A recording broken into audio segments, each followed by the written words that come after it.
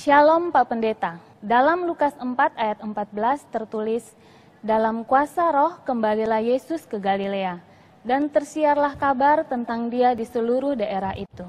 Pertanyaan saya, apa maksud kata dalam kuasa roh kembalilah Yesus ke Galilea? Kuasa roh yang bagaimanakah yang dimaksud? Terima kasih. Kalau kita membaca ayat ini, ya, dikatakan bahwa dalam kuasa roh kembalilah Yesus ke Galilea. Kalau kita melihat di dalam terjemahan Indonesia sehari-harinya, dia bilang, kemudian Yesus kembali ke Galilea dan ia dikuasai oleh roh Allah. Jadi maksudnya dalam kuasa roh kembalilah Yesus ke Galilea itu maksudnya dalam kembalinya dia ke Galilea itu terjadi dalam kuasa atau dalam pimpinan Roh Kudus. Kalau kita mempelajari Injil Lukas secara khusus, memang Injil Lukas memberikan tekanan yang cukup terhadap peranan Roh Kudus di dalam kehidupan Yesus. Baik di dalam kelahirannya maupun juga atau terutama di dalam pekerjaan-pekerjaannya, pelayanan-pelayanannya. Catatan Lukas pertama kali berkenaan dengan Yesus itu adalah Yesus itu bisa hadir atau bisa muncul sebagai janin di dalam rahim Maria, itu adalah pekerjaan dari Roh Kudus, ya. Lukas 1 ayat 35, jawab malaikat itu kepadanya, Roh Kudus akan turun atasmu dan kuasa Allah yang Maha Tinggi akan menaungi engkau.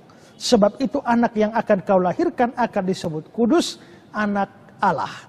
Jadi kehadiran Yesus di dalam rahim Maria itu sudah merupakan pekerjaan Roh Kudus.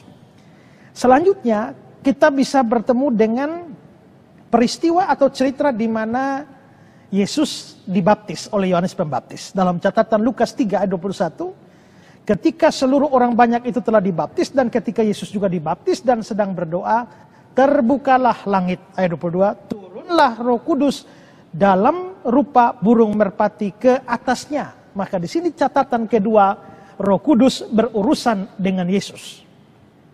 Lalu yang ketiga adalah setelah Yesusnya dibaptis, Lukas pasal 4 ayat 1, Yesus yang penuh dengan Roh Kudus kembali dari sungai Yordan lalu dibawa oleh Roh Kudus ke padang gurun. Maka lagi-lagi Roh Kuduslah yang menuntun Yesus atau memimpin Yesus sehingga dia masuk ke padang gurun dan dicobai. Lalu nanti setelah itu pasal 4 ayat 14 yang saudara tanyakan itulah. Dalam kuasa roh kembalilah Yesus ke Galilea. Jadi dia kembali. Sama seperti dia pergi atau masuk ke padang gurun untuk dicobai dalam pimpinan Roh Kudus. Dia kembali dari sana ke Galilea pun dalam pimpinan Roh Kudus. Lalu pasal 5 ayat yang ke-17. Pada suatu hari Yesus mengajar, ada beberapa orang Farisi ahli Taurat mendengarnya. Mereka datang dari semua desa di Galilea, Yudea dan Yerusalem. Kuasa Tuhan menyertai dia. Kuasa Tuhan di sini pasti merujuk kepada kuasa Roh Kudus yang memang menyertai dia sebelumnya. Ya, baik di dalam permulaan pelayanannya pada waktu dia dibaptis maupun dia dicobai maupun juga setelah dia dicobai. Lalu pasal 6 ayat 19. Dan semua orang banyak itu berusaha menjamah dia karena ada kuasa yang keluar daripadanya. Pasal 8 ayat 46, Yesus berkata, ada seorang menjamah aku, sebab aku merasa ada kuasa keluar daripadaku. Jadi dari semua ini kita bisa lihat bahwa memang Roh Kudus sangat berperan di dalam pelayanan Yesus, secara khusus di dalam catatan Injil Lukas.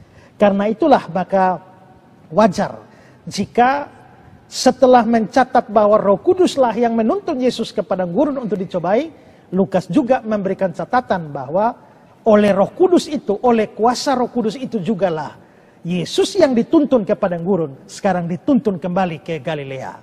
Ya, Matthew Henry mengatakan bahwa dia datang ke sana, maksudnya ke padang gurun itu dalam kuasa Roh.